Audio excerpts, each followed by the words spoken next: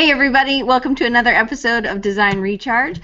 I'm Diane Gibbs and I'm your host. I'm not sure if it was said it was live earlier and I already said it was talking. So anyway, today I'm really excited to have Danielle Evans. And if you might not know her name, but you'll definitely have seen her work. She's done some food typography, and really what is so cool is that these were just something that she was doing just for her to kind of get her out of a creative block. And she's also done a great thing with her budget, which I think is pretty amazing, and I can't wait to talk to her about that and have her share that with y'all. So if you're new, you can always put your questions in over here, and then I'll get them answered, or I will get them asked, because hopefully Danielle will answer them.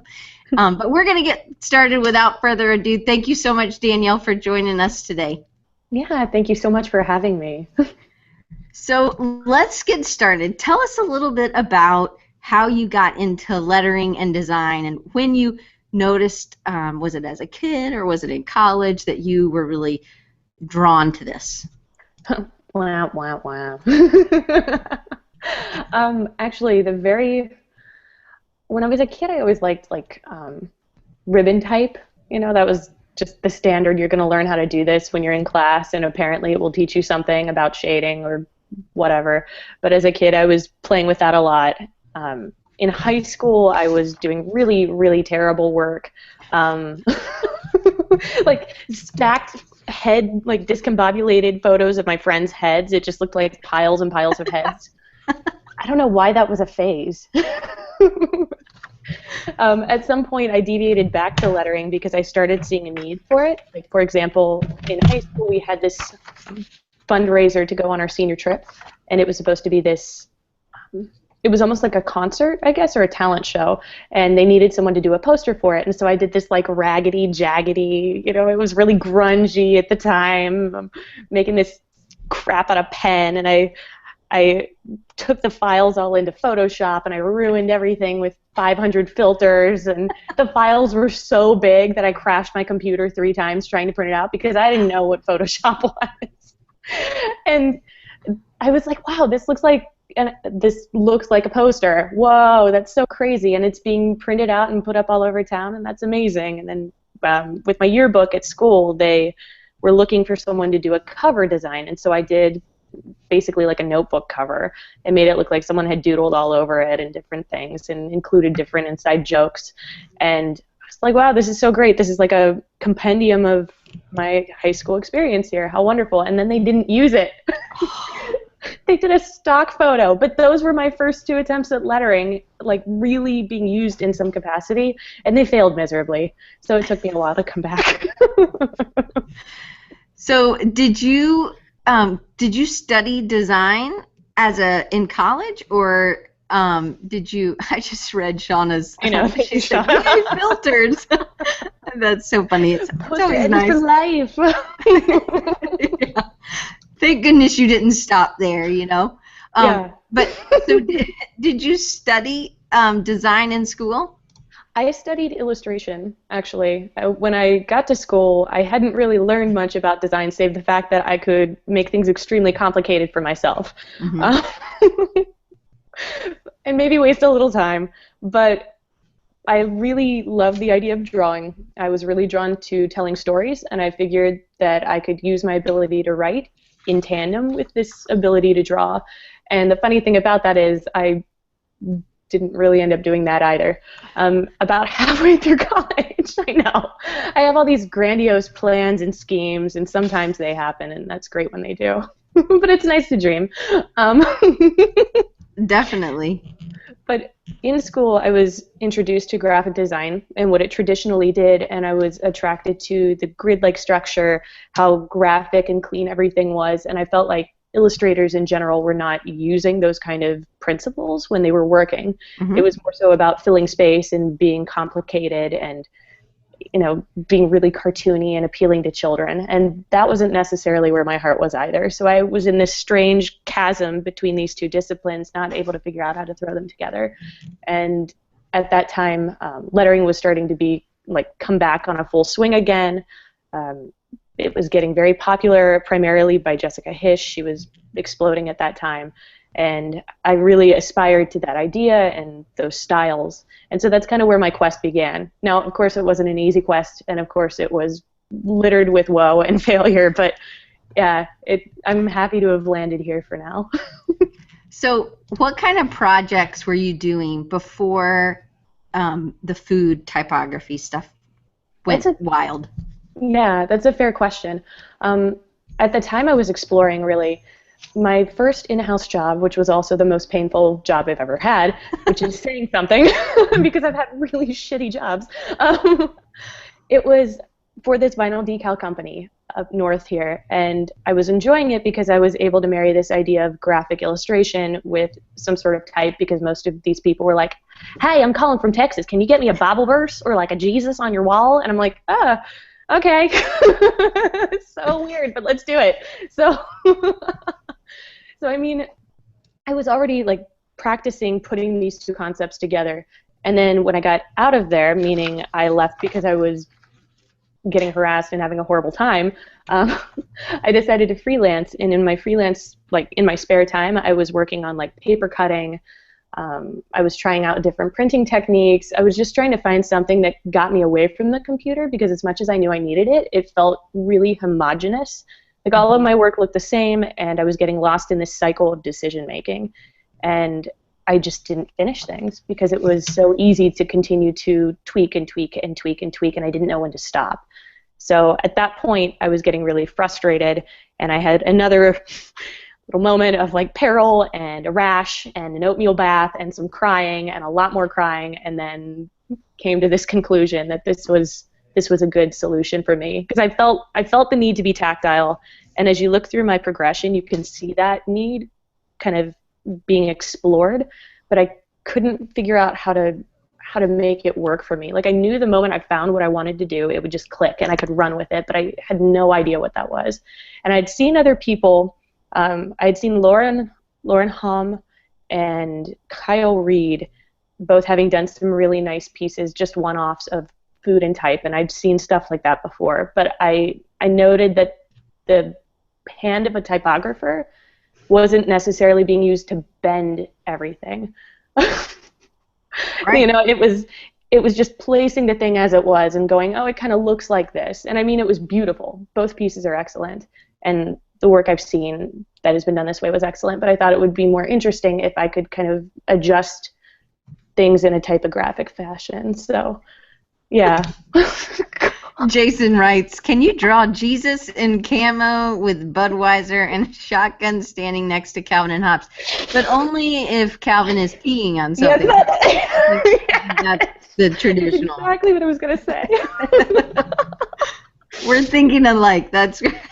I'm sorry, Jason, we started without you. No, that's so great. That woman was my favorite customer of all time, because she was just the weirdest person. She was on disability and lived by herself, and she just had all this time to do stuff, and her husband worked away, and she'd just call us and talk for hours. And somehow I was the only person who would take her. So we would get on this weird little phone call, and she'd go, hey, Danielle, I'm about to send you a picture of me and my husband, and we're kissing, and I want to blow it up really big and put it on the ceiling. Can we do that? I went, maybe. What does it look like? And she sends it to me, and it's this picture that somehow she photoshopped of her and her husband kissing. You can see their tongues hanging out. They're both massive people, and there are cherubs and red velvet and magic swirling around them. Oh, my. You're like, why? Why do you want this? And why me? I don't think we can do this, Paula. She goes, okay, I'll call you back next week. Like, that was how all of our talks went. So. Oh, wow, that's crazy. So when you got, you quit this job and you started doing freelance, and you were kind of searching for something then, and you finally, were you in the kitchen and you just were like, I don't want to make dinner, I'm going to play with the whatever. How did that happen? I actually had this pivotal talk with a friend. She was explaining to me that she was struggling in her education career trying to find a job. And I was conveying my frustrations with my creative career. And being that she is, a more traditional person and creativity is a bit of a stretch for her, I was trying to figure out a way to convey these thoughts. And I said, well, good design is like a cup of coffee. it's not just about consuming a beverage, it's about having an experience. And so you get the temperature produces heat on your hands, and you have textures and aromas, and you're just being sucked into this moment, And I was struck by myself saying this because I thought, why don't I just do what I said? It's just weird. It was floating around in there, and I thought, why don't we try something out of coffee? And she went, oh yeah, that's a great idea. Anyway, we kept talking, and I let it go for a couple weeks and went to a dribble meetup in Pittsburgh. Was kind of throwing the idea around with people, and they're like, yeah, you should give this a shot. And so I did, and it was wonderful, and things just kind of haven't stopped. So that's incredible. So really, sometimes when and we've talked about this before, and you've talked about this in a video or at Creative South when you did your talk, I can't remember, but you talked about Alonzo Felix and how he tells people to really get out and kind of go experience life. And I think that's really one of the things that's great about you, because it makes you have this rich understanding of different parts of life. It's not that you're just so into design and you are into design and lettering, but you also have these other facets which make you a richer, more well-rounded person, and in turn gives you something more to offer as a designer for your clients. And I like, were you always a tactile person? I was, actually. As a kid, I used to really enjoy Play-Doh. I've always been very kinetic, so I've liked running and doing sports and things like that. I've realized that using my whole body, I can get better results. Everything is way less minute, and it's a little less control, but in general, all of it feels and looks more natural. And that could be anything from like playing soccer in the park, or snowboarding, or dancing, or working on work, or playing music, whatever. And I started learning over time, at least once I got into school, that the creative world was not really meant for generalists, or at least that's the way that it was being portrayed to me. And of course, realizing that I am as general as I'll get out, that was extremely discouraging to me, because I love all things, and I really struggled to figure out what I wanted to do with myself, because I loved all things so much. And realizing that I could take a sculpture class in school, and I could take 2 or 3 more and maybe figure out a way to parlay that into my illustration was not a bad thing. It was just different, and people didn't really know what to do with it. So, yeah, I remember for my senior thesis, the big deal at our school was to make a kid's book, being again in illustration, and I chose to make my pieces out of clay. So I bought armature, and I taught myself how to do all this stuff, and I sculpted characters, and it was really fun, minus the fact that I didn't give myself enough time, and I overcommitted. And one of my friends offered to help me photograph things, and I went, oh, that's awesome. And then it took forever, and I went, this is not awesome anymore. I'm not gonna have this done in time to present it. And I was so ashamed presenting, because it was not color corrected. I was supposed to paint in some of the backgrounds. That never happened. Like, I just felt really in over my head, and looking back through everything for images of this, I couldn't find it, because I think I deleted all of them in shame. So But those things end up really impacting how, because you overcommitted, or you as a student, which is not that bad if you have to do it as a student. I mean, it sucks for you, but but in the real world, it's really difficult to do. So you have actually better maybe time management, or you know that you tend to overestimate, so you probably are like, no, I think it'll take me this long, but I bet it'll take me this long, because I think it takes longer than even you, especially when you're working with new mediums all the time.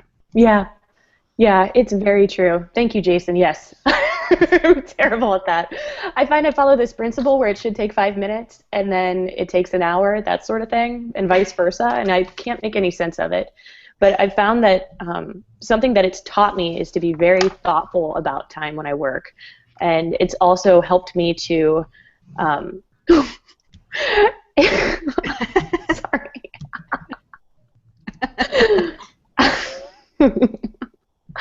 These comments are great. I'm sorry. I know Levi is hilarious. That's Tron. So it is nice that they are they're really like comedians over there in the thing sometimes, and I'm trying to keep a straight face, and they're just laughing it up.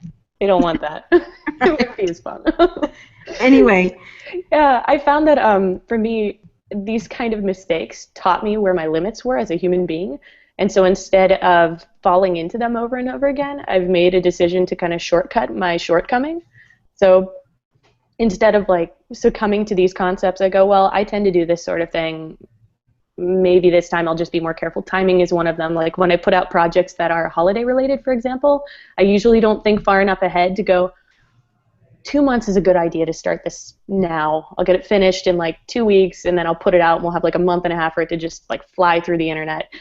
And of course I forget, and so it's like 2 weeks before, and I go, shit, oh, I gotta get this done. Oh, it's not gonna have enough time. Oh, that was so much effort. It only got like 3 days of travel time on the interwebs. What am I gonna do? And there's that sense of dismay. But occasionally, I can work this out for major holidays like Christmas and stuff. right.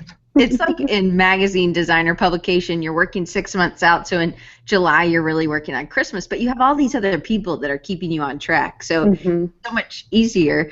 But when you're working with yourself, you put other things in front of some projects, and then you're like, oh, I can do that, and then you're like, I'm not going to be able to sleep for 2 nights and get this done still. So it's hard, but I mean, one of the things that I wanted to talk to you about was budgeting, and sometimes time budgeting and money budgeting are some of the hardest things for designers to tackle and actually, be successful at.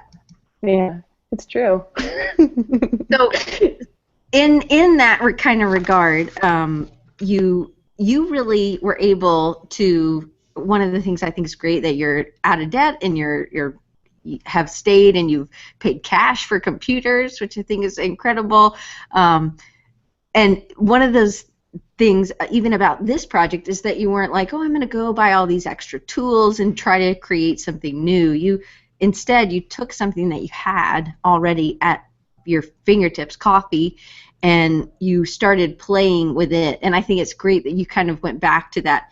I mean, I think that the computer is just a tool. So it's just like an X-Acto knife. It's like your hands. It's like I wouldn't go build a house with just a hammer and nails.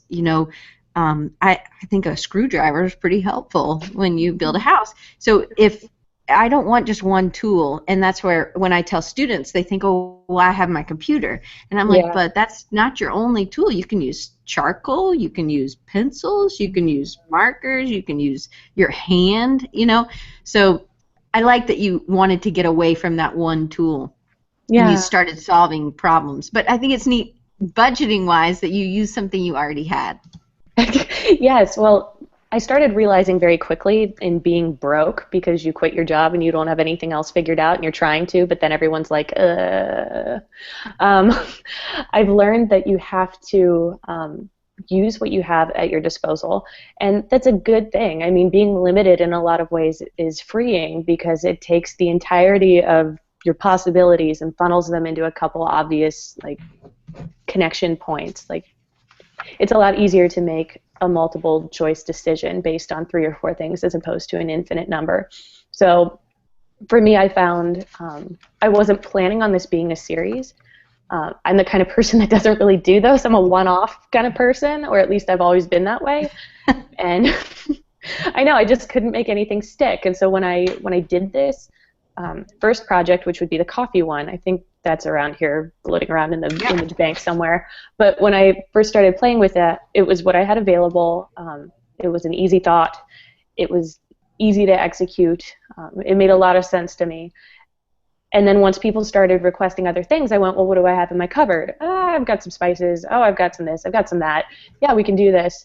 And I found that by breaking everything down into this simple set of steps, where it's just me moving to the next point of completion, as opposed to trying to build a business right away out of an idea that I didn't even think could do anything worthwhile, it was so much easier. And I think people tend to feel, I guess business is very counterintuitive to a lot of people. It's a matter of kind of shortcutting the obvious bad decisions, but the ones that seem like they're going to be shortcuts.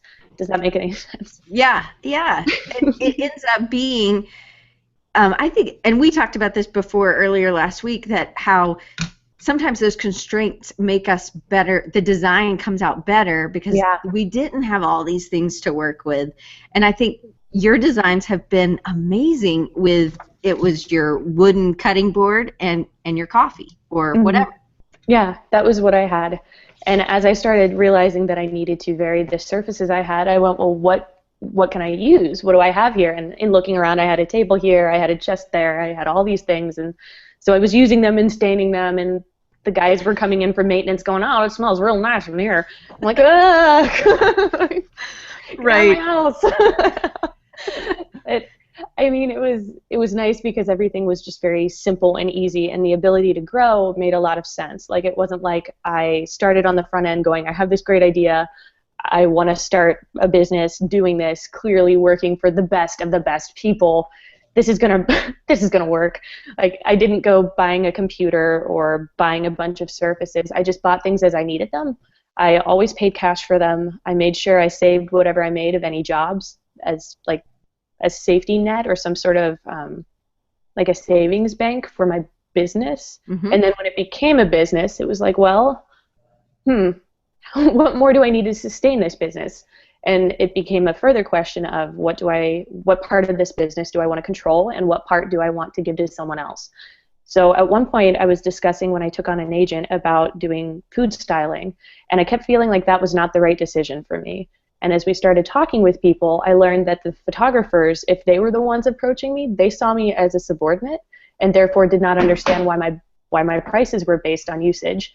Whereas if I was approached by an agency, they understood I was an illustrator, and therefore I was a superior, or at least considered an art director that worked in tandem with or above the photographer. And therefore they could determine, oh, this girl deserves to be paid by usage.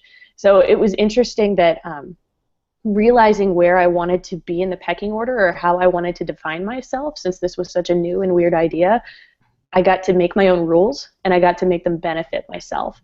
So that was really nice.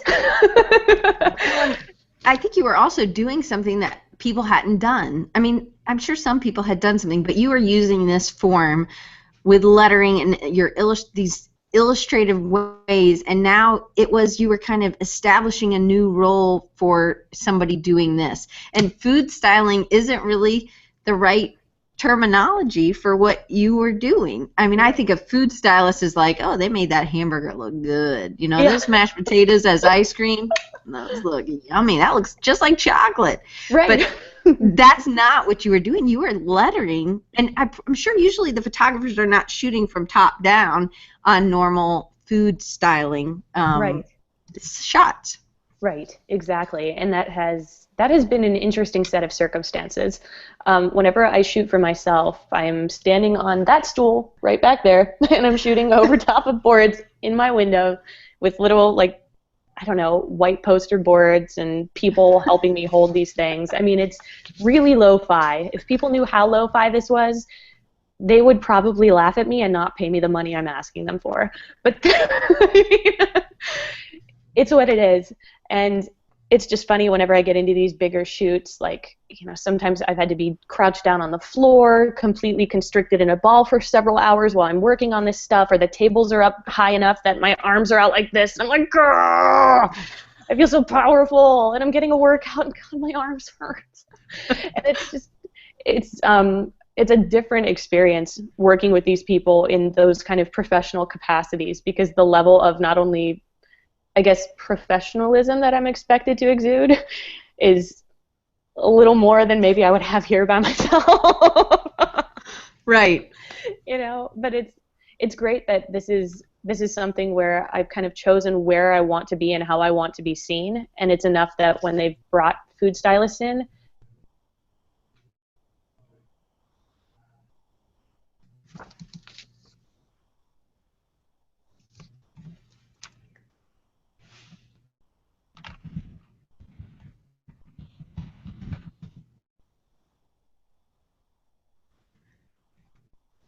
No.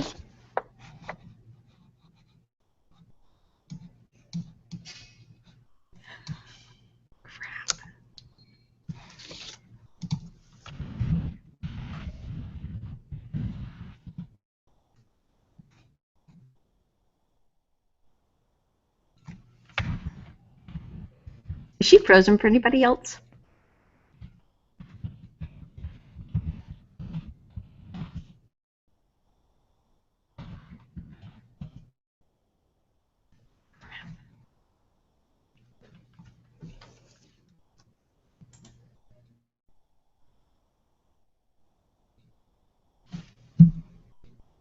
Oh, poo. Okay. Can you guys see me? Can you hear me?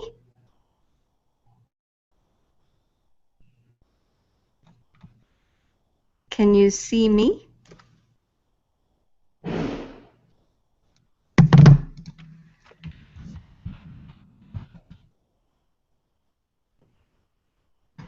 thank you. I'm going to text her. See if she can come back. Oh, she's coming, I think. Hopefully. Sorry, it's just me, and I'm not as interesting. Let's see if I can get through on my cell phone. Sorry. Little technical difficulty.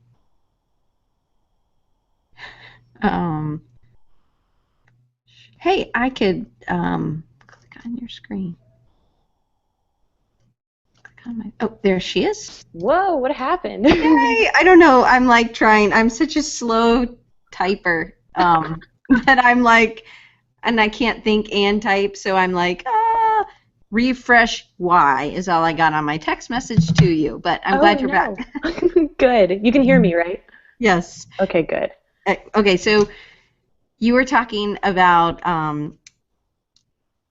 how you shoot. You were low tech, and then and everybody can see you. So yay! Okay. Sorry. So, well, let's change a little bit. You talk about in your in videos and as well as at Creative South in your talk, you talk about how I can't tell good jokes. I have one good design joke, just so you know, Josh. I'll tell you sometime soon. There's you talk about how, I mean, because it's leaving, you're going to wipe it away, and that sometimes that's even more freeing instead of it being, you feel like you can try new things or you can do different things because you are going to wipe it away, and it is it's not permanent. You want to talk a little bit about that? Yeah. Also, I can't see the sidebar where anybody is, so whatever they are saying, I have no idea what's up with that. Okay, there's a little button over here for you. It's white, and it has like if you click on that, you should be able to see the chat, I think. Oh, we'll find out. Anyway, sorry, I wanted to get all the VH1 True Hollywood pop-up stuff. Yeah. The wiping stuff away is really nice, and at first it seems kind of crazy. Like when I first started doing this, people were going, "So how are you gonna preserve this? Is this gonna sit somewhere? Like, are you gonna put it under glass? Are you gonna glue it?" And I thought that was not something I was interested in. You know, it didn't make any sense. The whole point of getting away from the computer for me was because all of the shit that I was really, really unimpressed with and disappointed in is still sitting on my hard drive somewhere. Like I have file upon file with like little doodle in it that I then got rid of and then never actually trashed. So I mean, all of those failures are documented within my hard drive, and to be able to work on something, not have to worry about what's going to happen to it afterwards, just be in the moment with it, was really nice. And maybe that's because I'm a projecting person. I like to plan and calculate, and I see the big picture. I don't tend to enjoy like minute details, but I've found that because I work in this medium and I work as a freelancer, those things compounded together are making me more balanced, where I enjoy day-to-day or living in the moment more, as opposed to trying to figure out where I'm going to be in 10 or 20 years, which is a constant struggle. So I figured for me that was enough to be able to loosen up, to be happy, I don't know, just to enjoy my work, because at that time and up until that time I had not enjoyed myself at all. Well, I think that, and maybe that's what made you end up in that oatmeal bath. And I think it's funny. Like, I still think you should do a piece with oatmeal. Maybe it's soggy oatmeal or something like this tribute, because you know, it's like you had to get to the bottom to really be able to, like, I've got to get out of this. And I Yeah. think in our industry, a lot of times we'll be like, well, you know what? I realize that my computer's really old. I could probably do better if I had this blank, or I could do better with the big old Wacom Cintiq tablet, you know.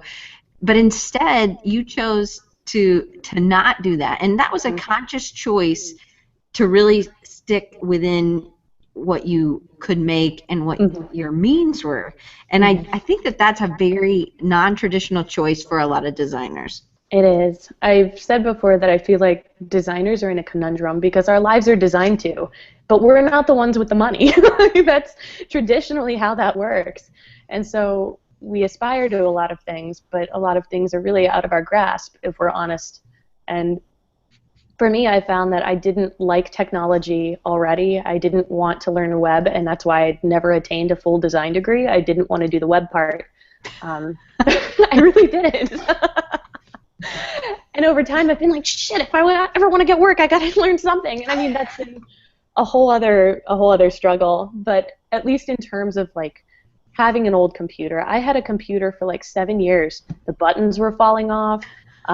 I couldn't have Illustrator and Photoshop open at the same time because they would crash. I would load photos from my phone and go to lunch for an hour because I knew everything would be totally useless. Yeah. Wow. It was ancient. And when I got this new computer that I paid for in cash because I could, this 27-inch monitor, it was like jump starting into the future. I mean, this must have been like how Marty McFly felt because he's like, oh, this is ridiculous. I'm going to have to like, you know, drive or whatever. Oh, it took me like 5 seconds. Holy shit. What do I do with the rest of my life? Like, it was the weirdest thing.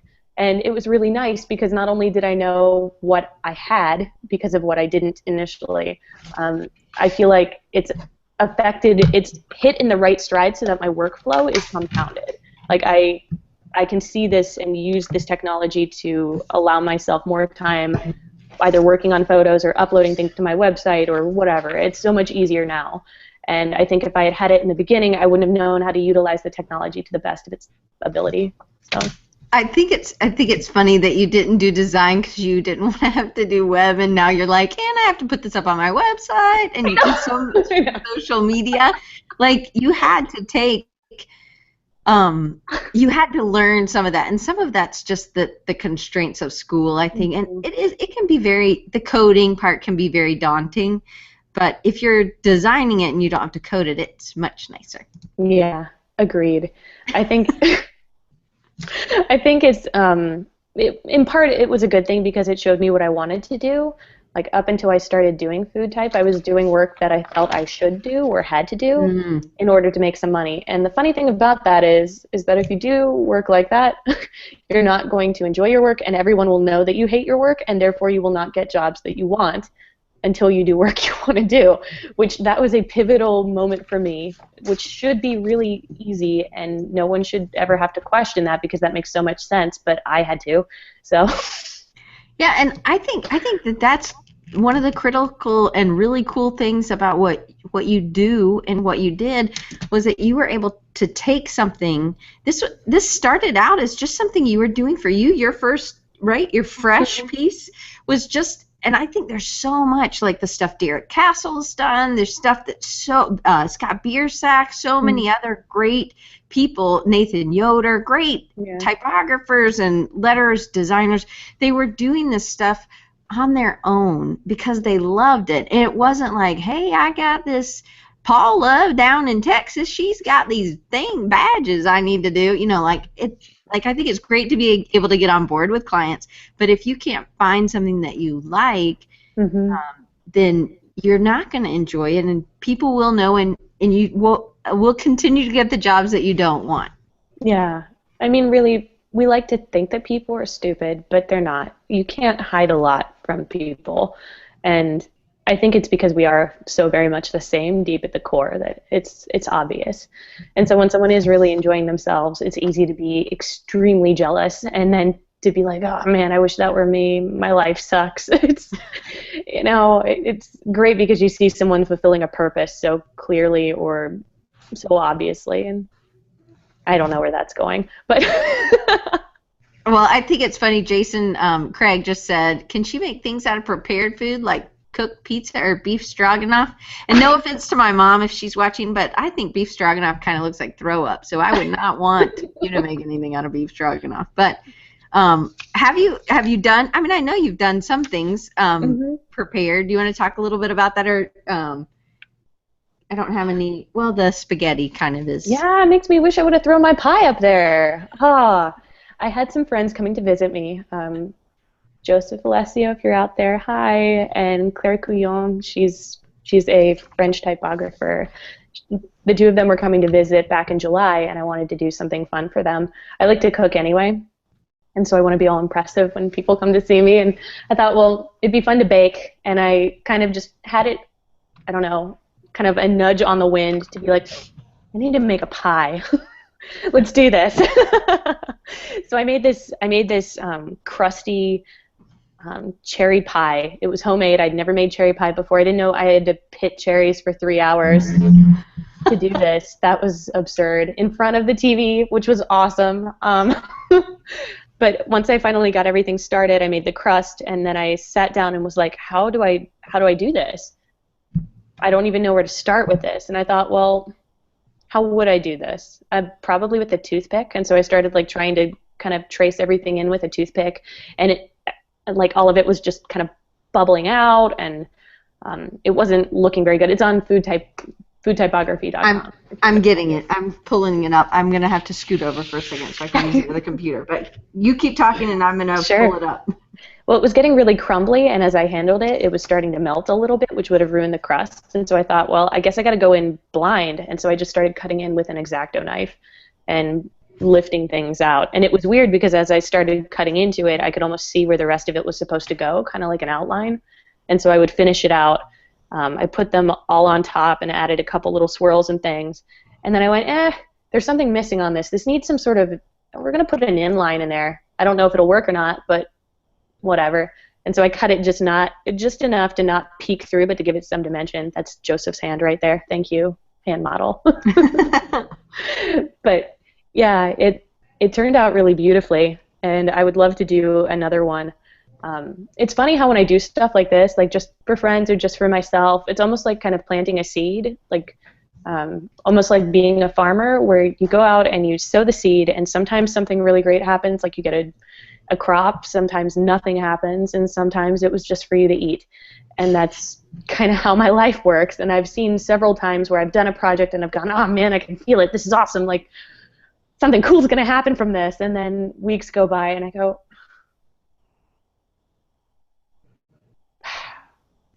and then nothing happens, and then months and months later it shows up in a brief and I get paid to do it, and that's the best feeling ever. I've learned also from doing my work like this, I've learned that I am the kind of person that relies very heavily on concept. I find that people kind of run on this scale where they're either very conceptual or very technical, and because of my ability to ideate, I tend to live in this realm of like thinking stuff up and maybe getting to something eventually. In the big picture, it makes so much sense, and if I have the roadmap planned out for me, I can go for it. But I struggled at putting things together technically well. I'm giving a talk actually this weekend in Memphis about how much I struggled with putting things together with technical proficiency. So if you're going to Creative Works, come see all my unicorn pictures. Anyway. But it's just funny because once I started realizing that the problem I was having was with my execution, I started realizing that I didn't need to be so focused on making myself a better technical executor. I just needed to make it less important. And I figured the best way to make it less important was to continue to change it all the time. And so now I am very, very comfortable with the idea of change. I don't know many people that are, but I find it to almost be soothing because life changes anyway. And really it's a matter of, do you stand against it and let it just smack you, or do you flow with it? And something that acting on this change has done for my work is it causes people to come to me and go, hey, would you want to do light painting? And I went, yeah. Oh, I've been wanting to do that since last year. Thank you so much for asking me that. Have I ever done it? No. But does it matter? Not really, because I've taught people through putting myself out there and being bold that I am really interested in pushing myself. I'm up for a challenge, and anything they give me, I'll make it work. I'll just figure out how to do it. So it's, I don't know, it's a neat it's a neat way to set yourself up because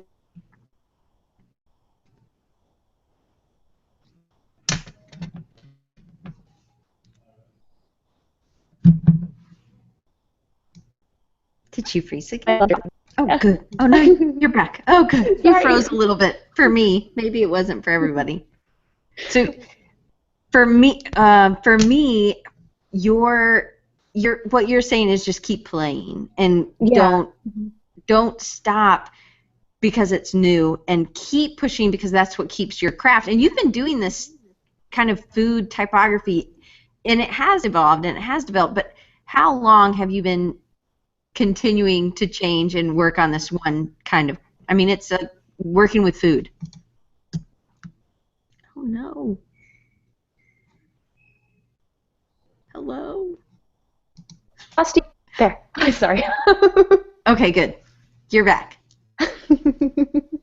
Sorry, ask that question one more time. It cut out right as you were. No problem. How long have you been working totally with food as like your main kind of, even though you've been changing around and you're always pushing, like from the time you started with the French thing to how long has that been?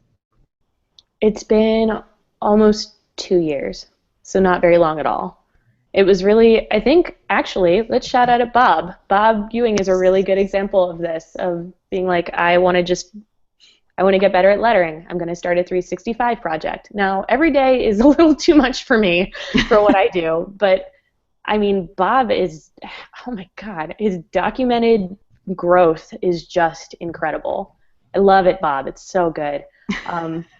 He is good. Yeah. It's so cool to see somebody who like sat down very doggedly and was like, I'm going to become good at this, and really made an effort with every project to learn something new about it. Like, we do a lot of stuff out of habit or because we're forced to, and we don't learn from those experiences. But I find that my experiences when I work are almost like a flow chart where I go, was that successful? Yes, no, why? Because of over here. Could it be more successful? Yes, no, why? How can I fix this? And so even as I'm working through a project, it's not just like I did this project and it didn't turn out very well. Oh, well.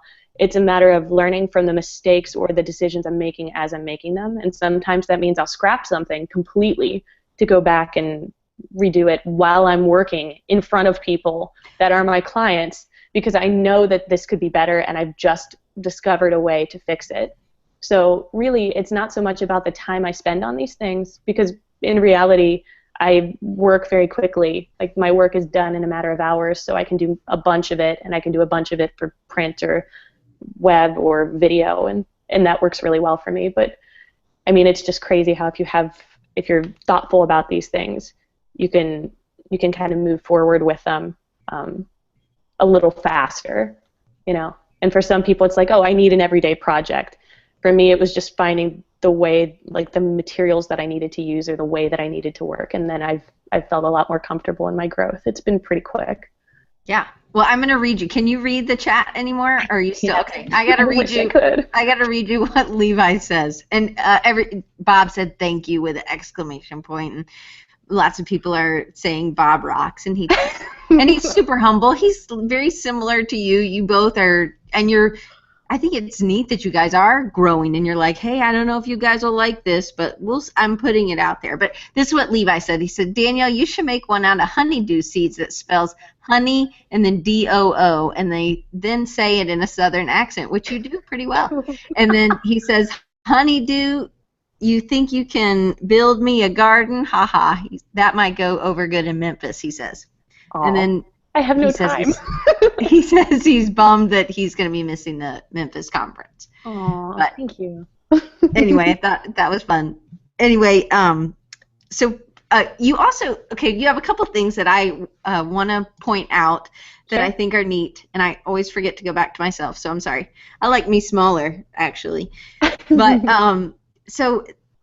one, you have a interesting spelling of marmalade blue. Mm-hmm. I do. And you didn't just choose Danielle Evans, which there are probably a lot of maybe Evans. That's a pretty big, normal, popular name. I don't know how big. A lot of people with a lot of kids name their, anyway. But then you also, on your website, if you read Marmalade Blues website, or I don't know how you say the French way. No, that's fine. That's it. It says that you're willing to travel, and it's just a little sentence. It's like, and I asked you about this, and I want you to kind of Sure. share with them why you did this and what kind of response you have. So by having a French spelling of what has that done for you, and then by saying that you're willing to travel. Well, as mentioned, a lot of people of various distinctions. If you Google Danielle Evans or Danielle Duncan, which was my maiden name, sorry, both of those, there are lots of people doing lots of things, and for better or worse, I did not want to contribute to that pool. So I thought, how can I make myself distinctive? And I realized I needed a moniker. So two things I learned from having a moniker was it distinguished me from my business, which was a good thing because when I was crying and freaking out that I was a failure, I could actually say my business is a failure right now, not me, and I will fix it, but I don't have to. You know what I mean? Like it's something I can put down and walk away from and still be a whole human being. So that understanding helped me a lot. And I was very delicate and weak at that point in my life. But, also, I found that by having a moniker, it allowed me to say something about myself right away that maybe my name wouldn't have communicated. And so I thought, well, I want it to be melodic when you say it. So I'm going to pick some arbitrary word. Marmalade sounds awesome. I know that sounds awful, and I'm going to stick the word blue after it because I like the idea of something unusual. And maybe there was a part of me, like I loved blue food as a childhood, you know, like blue flavored candy. It's the most unnatural color in the world for anything edible, but it was my jam. That was how I did stuff. That's weird. I was a fat little kid, but anyway, I thought to myself I could spell this B-L-U-E.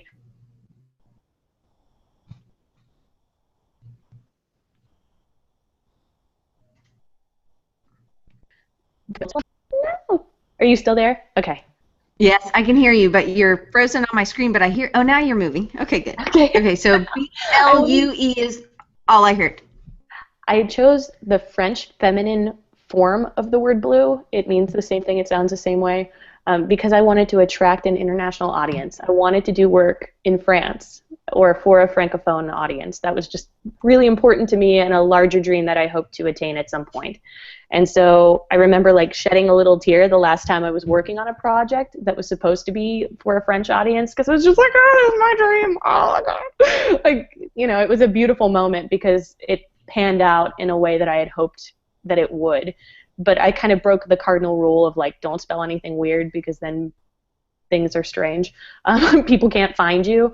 But the nice thing about that, like the upside, is that people want to claim me. So they'll be like, this girl's from London. This girl's from Canada. And I'm like, what?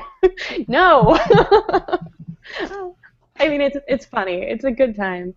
I also started thinking about the way I deal with my clients. Like, when I was saying before about picking what parts of your business you want to take on and what parts you don't want to, I would prefer to do less of my photography because I've realized that people are really obnoxious. Like clients are really obnoxious sometimes when it comes to dealing with people on that end. Like, oh, can you tweak this? Oh, can you tweak that? Okay, we need 5 more images of this. Is this right? And it's just really overwhelming, and especially because that's not what I set out to do. I did not set out to take photos. I didn't want my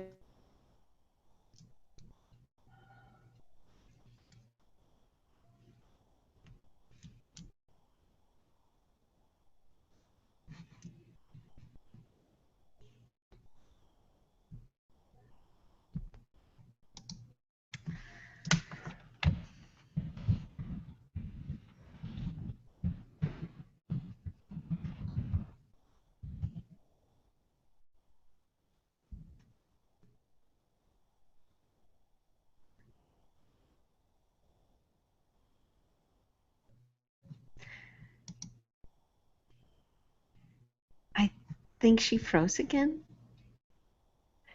Yes. Hello. Yay. Okay. God. Sorry. It's okay. It's okay. Must be lots of people trying to use the internet. Yeah, Google has been kind of weird today. I've been noticing it's been affecting my email too, so whatever with them. But anyway, to my point, I started realizing that I didn't want to do the photography anymore, and that it made more sense and was slightly more advantageous for me to do my work at someone else's leisure while they took photos. I could go faster, I could travel. I started seeing the upside to presenting myself this way. So now when I quote people, I usually go, hey, here's a more expensive quote if I handle the photography, which means I'm going to hire someone out likely, or if I do it myself, I really don't want to do it, so you're going to pay for all the stuff I don't want to do. You know, it's a lot easier to communicate in person. We'll make sure everything is reflected in lowering prices. I want to travel. I want to be there with you, and I'll be there in real time to discuss any issues or to fix things. And a lot of people, as it seems, have really enjoyed that because they don't understand what I do. They don't. They're curious. They're very curious, and it turns out just being willing, like just making a little line saying I want to travel, has caused people to ask me to do so. And so now I came back from Dublin. I've done jobs in Toronto. I might have a couple more. Like, I'm being asked to go all over the world, which is really cool, and also to other cities. I mean, I'm traveling so much this month and have traveled so much last month. I've really not even been home to properly move into my new house. So, I mean, that's cool, but it's just funny that, I don't know, I wonder what would have happened if I hadn't put that out at all. Yeah. So just so you know, Peter says, your reaction to getting back online is exactly why you're one of my favorite people, Danielle. This is Peter Del Tondo said that. Oh, hi, Peter. And he also said nice shirt earlier, the Design vs. Cancer shirt. I have that same one. Oh, this guy?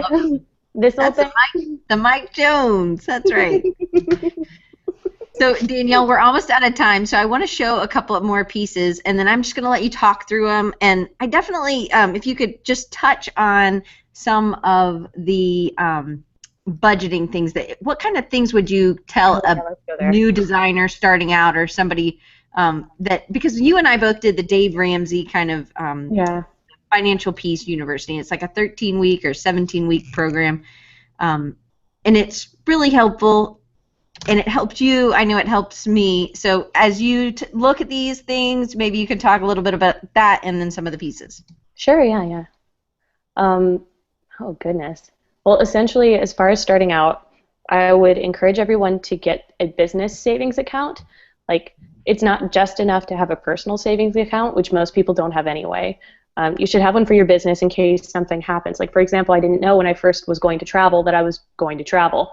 And so therefore I had to have some money put back in case I wasn't able to secure a deposit, which happens way more often than I like to admit. So, yeah. So I mean, you have to have something there. If something breaks, really people are in debt not because they can't control themselves, but because they can't plan for when something goes wrong.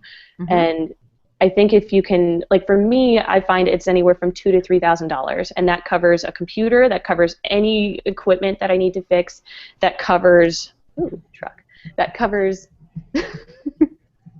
me traveling and then having to turn around and travel again, or cover my own expenses if they're not willing to pay for that up front. That part is fairly important. I find that if you can grow really small, which a lot of people are like, what does that even mean? It means you do one project, and then if it goes okay, you do another one like it, and then if it goes okay, you do another one, and then if you break something, you buy it to replace it. Like, one of the biggest mistakes I see people doing when they first start out on business, they go get stuff to make their office look nice. And that's such a bad idea, because your butt doesn't need a really cool, cushy chair from West Elm unless it really needs a cool, cushy chair from West Elm because you're in it all the time and you're making money. Like, you don't need all the fancy posters on your wall until you have the ability to secure fancy posters on your wall. And at that point, you should be eating and paying your bills and such. So right. I guess the priority of where your fun is, like, it can't be first. It has to come at the end of your segmentations. A lot of people don't like to look at specific numbers. Like, I'm the kind of person to get them general, and so when I think about money, it's more so like a feeling, like, oh, I think I have about this much money in my account, which is fine. My husband is like a very penny pinching, hard hitting. Like, I know all the pennies in the house, and that drives me nuts. So he can do that. But I would prefer to think of things in percentages, almost like a pie chart. I think about like the money that I would give to my church or to charity, the money that I have to pay out to my business to keep it moving, taxes, and I kind of segment everything depending on the size of the job. I find that $3,000 is a pretty good number. Like anything below $3,000, it adjusts pretty considerably how much all of it goes to. So like very little of it at that point will go to fun, because I need to funnel that into living. If I get a really nice big job where it's over $3,000, then I have a little bit more buffer to have some fun, a little bit more money to squirrel things away. A lot of my money goes towards paying down loans. I would say about 80% of the money that I make right now goes towards paying down school loans, and we're so close. We're like dollars away from being debt free, and then at that point it's like, well, savings and like cash money and stuff, and Tom Haverford, and it'll be exciting. But I find that in order to, Dave says, like, if you want to live your life like no one else, you have to live your life like no one else, which essentially means you have to eat mac and cheese and pay on your school loans and your credit cards and just deal with it, so that later when it's gone, you have infinitely more fun and freedom to have exponential more fun, or to be exponentially more generous, or take exponentially more vacation, have more pie. Like, yeah, and he talks about really working hard, like taking on, doing something extra when you're really trying to live like no one else. Like just because you want to go out and you want to see this movie, maybe you can't because that's not the kind of month you had, or that's not the kind of year. And it's really, for somebody who's not a long-term planner, it's kind of a weird way, but it helped me plan much better. He does this kind of envelope system, so once you run out of the money in the envelopes, you're gone, you're done. And I think it helped for me not being such a great planner with money or planner with time. It was another good way to help me with that. Yeah, I found it was easier for me to distinguish planning with money and time, because I worked retail right when I got out of school. There were no jobs, and so I worked at clothing stores and I worked at restaurants, and I would go, okay, I want this sweater. This sweater is 2.5 hours of my life. Right. You know, and you can't quantify it. Like you just can't bring yourself to spend money on something like that, because it is so much of your life, and so much energy. And so that made purchasing a little bit easier for me. But I find that really you can have some of those things. It's not impossible to live within your means and yet still have a little bit of fun. Like I said, I take like a tiny little portion out of a job usually when I do it, and I'll use it. I'll buy a pair of shoes, or I'll get a new dress, or we'll go out to eat somewhere really nice, or we'll put it towards part of a vacation. And you know, we try to like incentivize everything, because the decisions we're making are good, and why should we therefore punish ourselves for making good decisions? It's easy to feel punished when you are sitting like covered in bills and you feel like you have nowhere to go. But if you can generate a little bit of momentum out of some discomfort, it's a lot easier to pull yourself out. I mean, I can tell you the temperature in my house has dramatically improved, because the two of us are like, hell yeah, we're getting out of here. This is amazing. How are you doing? Great. You know, it's a much better feeling now that we're at the end, because we know that we've done the struggle, we've made it through. And yeah, we had to not have Christmas a couple years. That was awful, but now we get to live it up. That's wonderful. Yeah, definitely. All right, so let's look at some of these. I want to there's one movie, but we're going to play these other little ones first, or not play them. I'm going to click through them. So you had a big client called Target. If nobody's heard of them, you should probably get out of your box living in. But so how do you know when to stop? Because they're very playful. They're very three-dimensional. But I have no idea when you know when you're done. For me, that's kind of the thing that I've figured out over time. And it's really hard to nail down, but I think it's when everything is legible. It's not just about, because I mean, it's going to be playful. I can't help it. I'm a playful person. But the moment where I feel everything is legible, it can be finished. And sometimes that means that it's not consistent. Sometimes that means that you know, it's got a wonky baseline or whatever, but that's fine. I've started realizing that if I don't have grid systems set up for myself, that I can just eyeball everything, and that honestly it turns out okay. And that's kind of, that almost feels, what's the word, arrogant to say, but I just think I've spent way too much time worrying about how consistent things were, and honestly that didn't improve anything I did. I find type is such a balance between science and art. Everything has to look consistent to some degree, but there's an element of characteristic feeling and personality, and if you're playing too hard on either side, it doesn't look right at all. So now this isn't made out of food, I hope. Probably, yeah. Right? It's rope. Right. That is made out of rope. Actually, because I've been pushing myself to do new mediums because I think that I should, and because it sounds like fun. I've been doing some projects out of different materials. I got called from Parade to do something for Meredith Vieira from The View. She's back apparently, and she's in Cape Cod. Lol. But yeah, they asked me to do this piece, and I showed this piece because I wanted to talk about being flexible. It's so important to be flexible with people, and not just in a way of oh, I'll be flexible with my prices. That's really nice. It's more so someone going, will you try this? Yeah, I'll try it. How much are you going to pay me? Decently? Yeah, I'll try anything.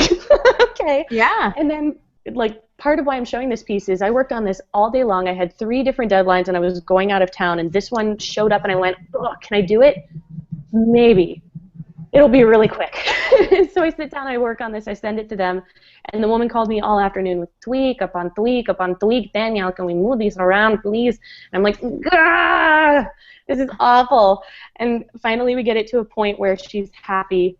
She calls me the next day and goes, yeah, by the way, we're going to do that all over again. You can't even use what you did. Can you just write Cape Cod for us, please? I'm like, ah! But yes, I will. Do you have any more money? Yeah, we got a little bit. Okay, yes, I will take a little bit more money, and we will do this. And then, surprisingly enough, even though the second piece, which is also in rope, is not my favorite thing I've ever done, it's very simple, it's one of the most beautiful layouts that I've seen utilizing my work. They did such a smart job with it, and that was really satisfactory, because even though I'm like, oh, this work is whatever, just the fact that it's used well was really exciting to me, and the fact that someone took care, you know. Did you have to glue this to get it just stayed that way? Because your R on the Meredith, I'm going to go back.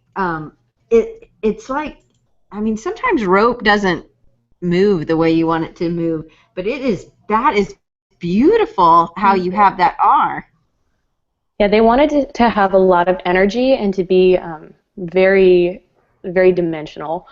And so I would get off of my stool and go down and tweak on the floor.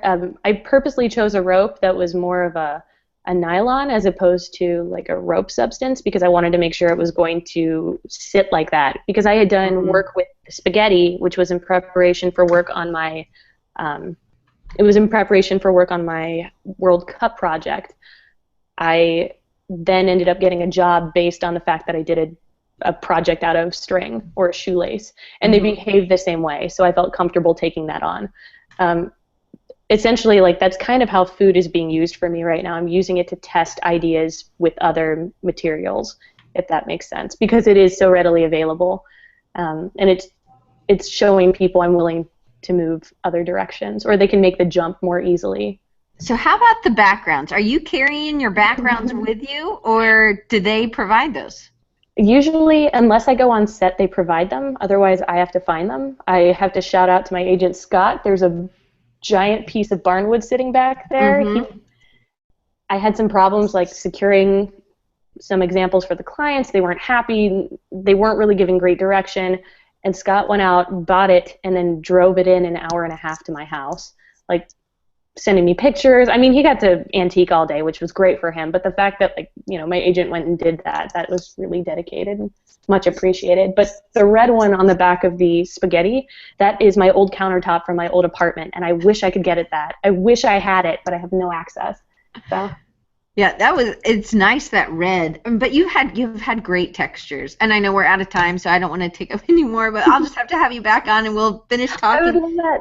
That would be so fun. That sounds awesome. So I want to make sure that everybody knows how they can get in touch with you. And it is at Marmalade Blue, the other French feminine, Yeah, I whatever. know. I'm not really good at that. But then, and at Food Typography on Tumblr, I believe, is where they can go. And earlier I shared your websites, but I'm going to share them again. Sure. I can also be Um, found on Twitter and Instagram at those two accounts. Awesome. So check her out, follow her, and just keep up. What I love is that you are sharing. I think it's funny. I think with the humble pie, I think you talk about your father-in-law or something. And so there's a lot of great things. And you also at Creative South Tactile, you don't if something's taking longer and somebody's willing to do something else, that it's not always a monetary payment. Maybe they can do a video, and that's a great form. So be flexible in lots of things, not just in your medium and not just in your payment, but maybe how you're paid. And I always thought that that was a really a nice way to say, because they had those assets, and that was something they could give you, and it's a great piece. And I know I shared it as one of the promos this past week, but I'll share it again on the Design Recharge page on Twitter. Would you like me to give like a brief synopsis of that? Because that is such an important thing, and you had mentioned that when you came up asking me to talk, and I would just feel so terrible if I didn't mention that at all. Please. Okay. Essentially, when I look at how I get paid, I look at it in three different ways. I look at it as a monetary capital, a social capital, and an emotional capital. Now, monetary capital is pretty cut and dry. You know, did I get paid well for this? Yes or no? And thankfully, sometimes it's really important to ensure you get paid well for this, or for jobs, not just because it fuels your business, but because sometimes the jobs don't turn out very well. Like, you're not proud of them. I have a job I did earlier this past year. It was a huge job. It was massive. It paid for like half of my year, but I don't want to show it to anyone. It was awful. Like, the post-production work they did on it just ruined it, and it looked like I had never even been there. Like, they had photoshopped it anyway. So, was it for Paula? It was not. No, it could have been. Not quite. But I mean, because things like that happen, it's important to ensure that you are getting compensated appropriately, because sometimes it won't get used. I've done lots of those as well that have just never seen the light of day, which you know by looking at my website. I also have social capital. Social capital is really important because you have to use it tentatively.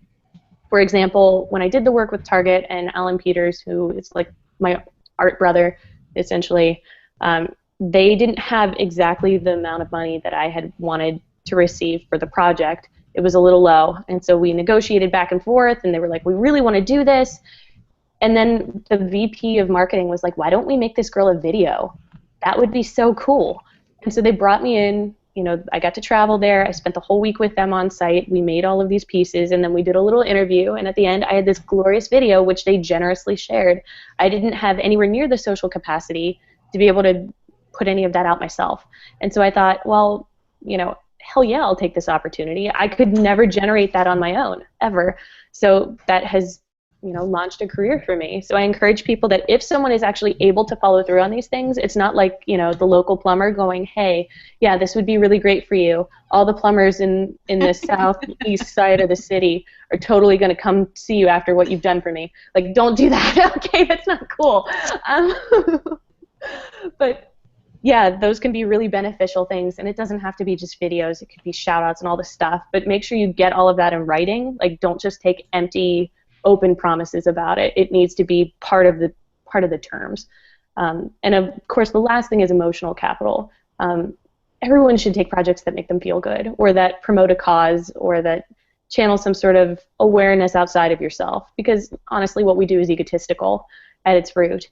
And it's very easy to become narcissistic if you're doing work and then people are liking it. You know, that's not healthy for a person, especially not with the amount of attention that the internet can garnish. So I think it's important to pick things that maybe you're not getting well funded for, but at the same time, you know, you feel like you're contributing. The problem with that is you need to make sure that when you do those, at least for me, I can't dedicate very much effort to them. They've got to be done, like one and done, or just really fast. Otherwise, they'll weigh on my mind, and then I'll go, God, that project, I still need to get to that. Like, oh, I was so like not busy a month ago. Why is it here? And then, you know, you've spent all of this energy thinking about it, and the aspect of getting started is less fun. So I find like with those, just be delicate and careful, and don't take too many of those when you actually need the monetary capital Right. jobs. It's very easy to want to swap those because sometimes the people that don't have the money want to be more creative and flexible, and so just Right. all that aside, yeah, I think that's very beneficial having all three of them to being a healthy business. And I'm going to show this one as you as we close, just so that people can see. And these pieces can take hours, right? You're not these are not probably as fast as some people might imagine. It depends. It depends on what it is. Sometimes it can take as little as 45 minutes, 40 minutes. Sometimes it can take up to 5 hours, 6 hours. It just depends on what the investment is. And it's a lot of effort on a person's body. Like I will usually be done after doing one of these, or on my heaviest shoot days, I've done 4 at a time. Ooh. It's a lot, and it's about 12 to 15-hour days on the heaviest days.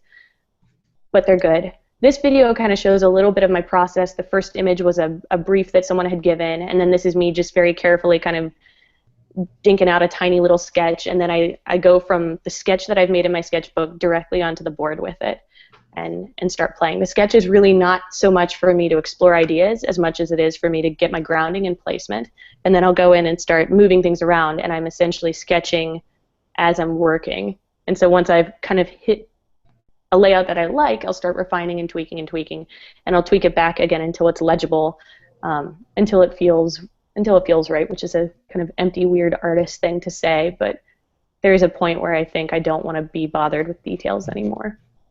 And I think that comes with time, that playing and knowing when you're done. It doesn't, the first time you do it, you don't really know. It definitely takes, it's a process, and it's something you have to learn, like with certain kinds of wine or beer, or it is something you have to, you might not think it tastes good in the very beginning, but as you utilize your taste buds to their full potential, you get to see when it is finished, and you get to you refine what you do, and you refine your taste, I guess, your visual taste buds. Very true, actually.